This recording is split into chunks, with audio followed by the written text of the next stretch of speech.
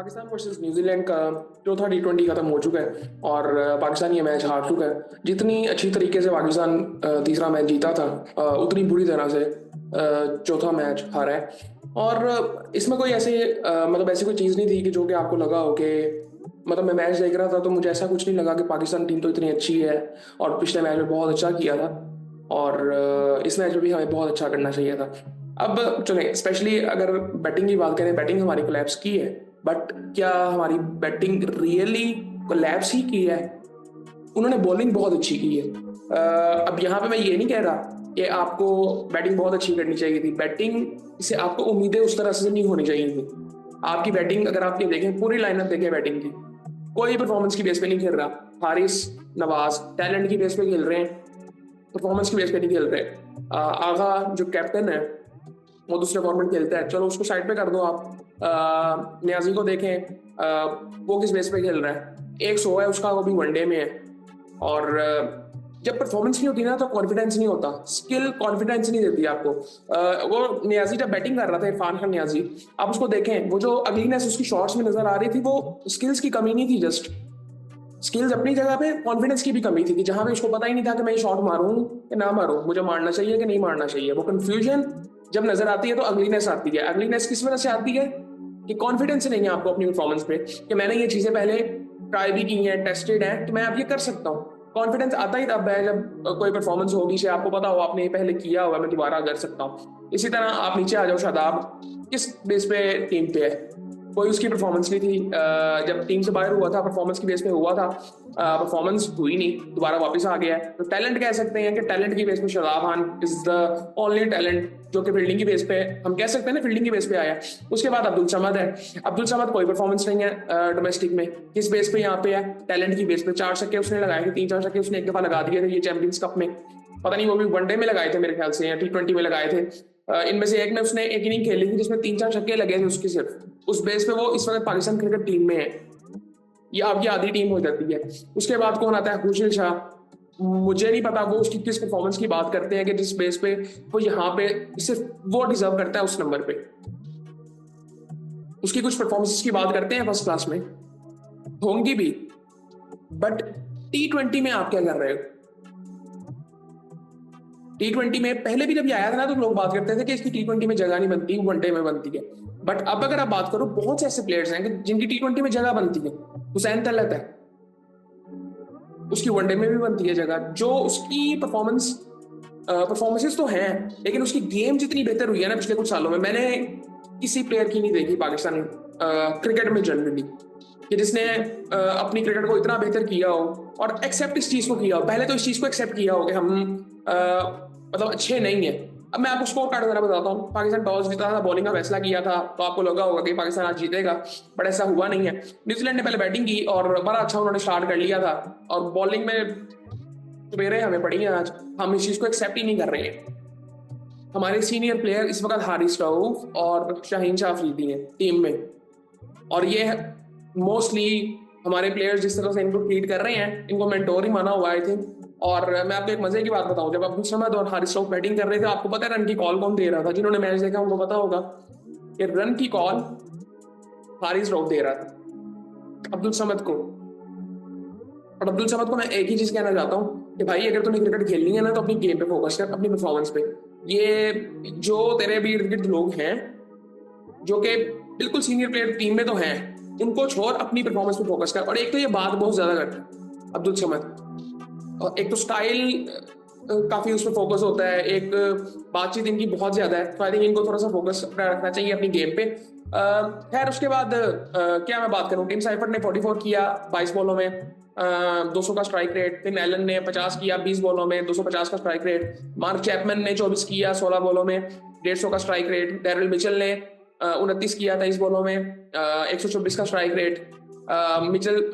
Michael Bracewell ने नीचे से आके 46 किया 176 के स्ट्राइक रेट के साथ, 220 पे उन्होंने किया, और ये 220 उन्होंने कम किया है। बीच में अगर आप ये देखें, 9वें ओवर से लेके 15वें ओवर तक हमने बॉलिंग बेहतर की थी, जिसकी वजह से ये टोटल थोड़ा नीचे आया। और आखिरी 2 ओवर भी काफी हद तक बेहतर हुए हैं, जितनी अगर बाकी बॉलिंग से कंपैरिजन किया जाए तो। इस वजह से 220 हुआ है, वरना ये 250 लग रहा था, इस तरह से लेके चल रहे थे। आई थिंक 6 ओवरों में इन्होंने पता नहीं कहाँ पहुंची हुई थी बात, ये 5 ओवरों में 75 था इनका, 70-75 था 5 ओवरों में इनका। उसके बाद अगर पाकिस्तान की बॉलिंग की अगर बात करें तो बॉलिंग बताने का मेरा दिल तो नहीं कर रहा है। शाहीन शाह अफरीदी साहब ने 4 ओवरों में 49 रन खाए, 2 ओवरों में 35 खा चुके हुए थे। खुशी शाह ने 1 ओवर में 12 रन। मुझे समझ नहीं आई कि क्या वो इतने अच्छे स्पिनर हैं कि इनको उस लेवल पे लाया जहाँ पे लाया गया था। और दूसरी एक बात मैं आपको बताता हूँ, इनके स्पिनर्स की अगर आप बॉलिंग देखें सऊदी की, उसको देखें उसका बॉल ब्रेक कितना हो रहा था और हमारे किस बॉलर का हो रहा था। जो हमारा एक स्पिनर है प्रॉपर, हम कहते हैं जिसे प्रॉपर, कैसे मतलब उस बेस पे वो आया था जब पहली दफा क्रिकेट में आया था, पाकिस्तान टीम में आया था। शादाब खान वो खुद को मेरे ख्याल से स्पिनर मानता ही नहीं है, वो बैटिंग ऑलराउंडर को मानता है। सो खैर उसका बॉल देखें और सऊदी का देखें कितना कितना ब्रेक हो रहा था। उनकी बॉलिंग देखें, फास्ट बॉलिंग हमारी देखें। उसके बाद अबरार को देखें तो अबरार ने 4 ओवरों में 41 रन दिए, 2 ओवरों में इसने 35 दे दिए थे। अब 2 ओवर आगे इसने बेहतर किए, 2 आउट भी किए, बट इसको 2 ओवरों में 35 पड़ चुके थे। इसी तरह अगर हारिस रऊफ की बात करें, 4 ओवरों में 27 रन, 3 आउट, और बेहतर बॉलिंग है काफी। बट आई थिंक जो अब ठीक है इसकी परफॉर्मेंस आ गई, ये विकेटें तो शूट करती है ना इनको, सब कुछ ठीक है, बट वही बात है कि माइंडसेट ऐसे लोगों का जिस तरह का होता है, मेरे ख्याल से इस बेस पे जगह नहीं बननी चाहिए कि डिसिप्लिन जिस तरह से खराब होता है। ये पिछले मैच में जिस तरह से हमने इंटरव्यूज किए थे, मेरी समझ से बाहर है यार। एक छोटी छोटी जीत अब हम क्या कहते हैं उसको सेलिब्रेट करते हैं। वो खेलने का तरीका बड़ा जबरदस्त था, बट हम इन छोटी छोटी विंस को जिस तरह से सेलिब्रेट करते हैं ना, ये एक एवरेज टीम ही करती है। और मुझे लगता है कि अब हमें अपने ना स्टैंडर्ड बहुत नीचे लाने पड़ेंगे। हमारे स्टैंडर्ड, हमें पता है कि हमारे बॉलिंग में स्टैंडर्ड कितने ऊपर थे, इन्होंने बेहतर नहीं होना, हमें नीचे लाने पड़ेंगे। सो खैर बेहतर बॉलिंग थी हारिस की, बट जिस तरह से ये बैटिंग कर रहा था, आई डोंट थिंक सो कि इसको तरीके से आई थिंक चलना चाहिए। अब्दुल समद का उस वक्त टाइम था, उसको सोचना चाहिए था कि और ये जिस तरह से ट्राई कर रहा था उस वक्त आपको सिंगल लेके अब्दुल समद को देनी थी, ना कि आपको वो ट्राई करना था। सो आई थिंक खैर अब्बास अफरीदी ने 3 ओवरों में 38 रन, उस बेचारे के भी बॉलिंग वो अच्छी कर रहा था, डिसेंट बॉलिंग कर रहा था। ये एटलीस्ट इसको देख के लगता है कि यार कुछ सोच के बॉलिंग कर रहा है। मैं एक बात ये करता हूँ, ये हारिस और ये शाहीन और इस कैटेगरी में जितने 1-2 आए थे ना बॉलर, ये इनके पास सिर्फ स्किल था, यहां से इनके पास कुछ नहीं था। आमिर और इनमें फर्क ही यही था। आमिर का पेस पिछले कुछ सालों में नीचे आया था, बट आई थिंक अगर आप उसको देखें तो उसके पास दिमाग में उसको पता था कि मैंने किसको क्या बॉल करना है, ये करेगा तो मैंने इस पे कैसा बॉल करना है। इनके पास वो चीज़ नहीं है, वो control of emotions, I think decision making skills वो नहीं है इनके पास। शायद इनको पता ही नहीं होता मैंने बॉल कहाँ करना है, और उसको अगर पता भी हो तो उसका बॉल वहाँ गिर ही नहीं सकता क्योंकि कंट्रोल ही नहीं है। सो खैर शाहीन ने हालांकि पहला ओवर बहुत अच्छा किया था, लेकिन उसके बाद उसने कसर पूरी कर दी थी बाद में। 49 रन यार, 49 रन। खैर उसके बाद शादाब खान ने भी 4 ओवर में 49 रन। शादाब खान ने 4 ओवर में 49 रन, और ये टीम में खेल रहा है, पता नहीं किस परफॉर्मेंस पे खेल रहा है। उसके बाद खैर पाकिस्तान जब बैटिंग के लिए आया तो थोड़ी उम्मीदें थी कि यार पिछले मैच में चेस किया था तो शायद कुछ करें। बॉलिंग तो हमें पता था अच्छी की है, बुरी की है। सो खैर बैटिंग तो मैं कोलैप्स नहीं कहूँगा, उन्होंने बॉलिंग ही बहुत अच्छी की है। उनका बॉल जिस तरह से सीम स्विंग हो रहा था, बाद में स्पिन भी जिस तरह से हुआ है, कोई चांस ही नहीं था कि हम 220 करते। हारिस अच्छा बॉल उसको हो गया था। नवाज कॉन्फिडेंस की कमी, बिल्कुल जो मैं पहले बात कर चुका हूँ वही मसला है। आप उसको देखें वो शॉट्स ट्राई क्या कर रहा था, उसको नहीं पता बॉल कहाँ पे आ रहा है, मैं बैट कहाँ पे लेके जा रहा हूँ, कुछ नहीं पता। इरफान नियाजी का सेम ये मसला था। आगा अच्छा बॉल पड़ गया था, ठीक है, बट इरफान खान का सेम मसला था, उसका वो नजर आ रहा था कि वो अभी आउट होगा, अभी आउट होगा, अभी आउट होगा। सो उसके बाद अगर देखें तो शादाब खान ने, जो कि आई थिंक अपनी तरफ से वो बेटर है टीम में, और बॉलिंग करके वो हम पे एहसान करते हैं। सो उसके बाद खुशी शाह आके उन्होंने वो भी 6 रन बना के आउट हो गए थे। और आई थिंक इतने वो सेटिस्फाई होते हैं ना, मैं हैरान होता हूँ कि इतना इंसान सेटिस्फाई कैसे हो सकता है बैटिंग करते हुए। और मुझे ना वो फीलिंग, जो हम मीडिया में बातें सुनते हैं ना, तो वो फिर फीलिंग आनी शुरू हो जाती है कि वो बातें भी ठीक है, किसी हद तक ठीक भी होती हैं वैसे। अब्दुल समद ने 44 रन बनाए, बट आई थिंक इनको मैं एक ही चीज कहना चाहता हूँ, अपनी परफॉर्मेंस पे फोकस करें, सिर्फ अपनी परफॉर्मेंस पे फोकस करें, सेंसिबल रहे। थोड़े से पढ़े लिखे ही हैं तो सेंसिबल, इनको इतना पता होगा कि सेंसिबिलिटी है क्या। बाकियों से तो मैं उम्मीद ये नहीं कर सकता, लेकिन ये पढ़े लिखे हैं, और सो इनको एटलीस्ट अपनी परफॉर्मेंस पे फोकस करना है। और दूसरी एक चीज़ है कि इनको अपनी रेंज को बहुत बेहतर करना है अभी। इनकी रेंज बहुत कम है, इनको अपनी बॉडी पे बहुत काम करना है। मतलब कई दफा ये लगता है कि शॉट पूरी मार रहे हैं बट वो पूरी शॉट होती नहीं है। तो आई थिंक इनको समझना है खुद को भी कि उनकी गेम है क्या, गेम अवेयरनेस की इनको बड़ी जरूरत है अभी, और सिचुएशंस को समझना है इनको।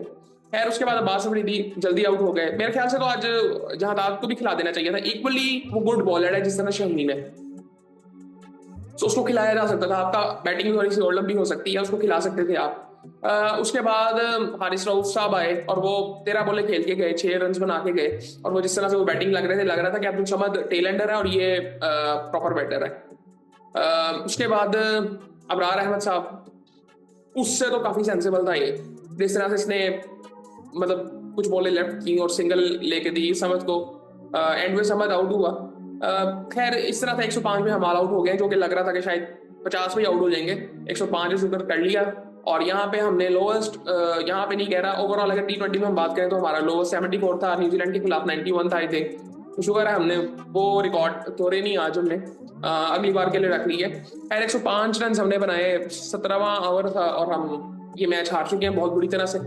और ठीक है, उम्मीद इतनी ज्यादा थी नहीं, इसलिए कोई इतना मैं कहूंगा कि प्रोसेस को एटलीस्ट अगर इससे उम्मीद एक चीज की ये मिल जाए ना यार, कि ठीक है ये चीजें चल रही है ना, अब नीचे जो प्रोसेस बना रहे हो ना उसको पहले तो बनाओ। अभी वो बन नहीं रहा, वो वैसी चीजें चल रही हैं, फिर उसको फॉलो करो ताकि आगे 2-3 सालों में हमें कुछ उससे निकलता हुआ नजर आए, जो कि मुझे अभी उम्मीद कोई नहीं है, लेकिन उम्मीद खुदा से कर रहे हैं कि कुछ हो जाए। उसके बाद आई थिंक आज इन्होंने विलो रॉर्क को खिलाया था। उसने जिस तरह से बॉलिंग कर दी थी, वो पहला बॉलिंग से बड़ा जबरदस्त कर दिया था जो हारिस को हुआ था। पहली बॉल पे उसने 2 रन लिए, दूसरी पे आउट हो गया। और फिर डफी साहब आए, उन्होंने एक ओवर में 2 आउट कर दिए, 4 आउट उन्होंने टोटल किए, 4 ओवरों में 20 रन देके। सो आई थिंक लग ही नहीं रहा था कि सेम पिच पे हमारे बॉलर्स भी बॉल कर रहे थे, जो कि कहते हैं जी हम प्रीमियम बॉलर्स हैं। ये खुद को खुद बेचते हैं ये कि हम प्रीमियम बॉलर्स हैं। और दूसरी एक चीज ये मैं ये कहना चाहता हूँ कि बाबर आजम साहब पहले भी एक दफा बाहर हुए थे, तो उन्होंने अप्रिशिएट किया था कि उनकी जगह पे आया था। और इसी तरह ये हमारे सीनियर प्लेयर्स करते हैं ताकि ना वो जरा हमारी बनी रहे, और वो मैं उसके जहन में बुरा ना हो जाऊं। ये वाली टेंशन हमें रहती है। ये पॉलिटिक्स से ना जरा साइड में हमें हटना चाहिए, कॉन्फिडेंस अपनी स्किल्स पे रखना चाहिए, अपनी परफॉर्मेंसेस पे होने चाहिए। सो आई थिंक उसके बाद फॉक्स आया। फॉक्स क्या बॉलिंग कर रहा था यार, ये इसका एक्शन एक बड़ा ऑर्डिनरी सा है। ऑर्डिनरी कह रहा हूँ, डिफरेंट इंटरेस्टिंग है और बड़ा डिफरेंट है। वो ऐसे लगता है कि बड़ा वो गंदी लेंथ पे गंदी लाइन में बॉल करेगा, बट उसका जो सीम स्विंग जिस तरह से हो रहा था दोनों साइडों पे जबरदस्त था। और 3 आउट इसने भी किए 4 ओवरों में 25 रन देके। उसके बाद जिमी नीशम ने 2 ओवरों में 14 रन दिए, 1 आउट किया। सोती ने तीसरा ओवर अपना वो कर रहे थे, 15 रन दिया, और उनका बॉल जितना ब्रेक हो रहा, हमारा जितने स्पिनर थे वो सोच नहीं सकते थे। पूजन शाह वैसे नहीं करता स्पिन, वो बस बॉल फेंकता ही है। और शादाब साहब वो स्पिनर खुद नहीं मानते, हमने उनको माना हुआ स्पिनर। फिर वो जो मिस्ट्री स्पिनर है हमारे, अब उनसे भी कितनी उम्मीद की जा सकती है। सो खैर ये सूरत हाल थी। और मैं बस ये कहूंगा कि 5वां T20 बुध को है, और आज वैसे 2 IPL के और मैचेस भी हैं। सो देखते हैं उसमें क्या होता है। रात वाला मैच तो मुझे कोई इतना मतलब इजी मैच था, इजी विन थी RCB के लिए। सो उम्मीद कर रहे हैं कि बस पाकिस्तान टीम भी किसी तरह से कुछ बेहतर हो, कि रेगुलर रिजल्ट आने शुरू हो। बाकी आई थिंक यही था आज का मैच। आप अपनी राय दें मुझे। मैं सिर्फ एक चीज कहना चाहता हूँ, टैलेंट पे टीम्स नहीं चलती, परफॉर्मेंस स्किल्स प्रोसेस को फॉलो करना पड़ता है आपको। परफॉर्मेंस की बेस पे टीम में आना चाहिए प्लेयर्स को, ना कि सिर्फ टैलेंट की। 4 छक्कों पे आप टीम में नहीं आ सकते। पाकिस्तान की टीम है, मोहल्ले की टीम में आप अच्छा ना खेलते हो ना, तो वो भी कहते हैं यार तू सैटते हो।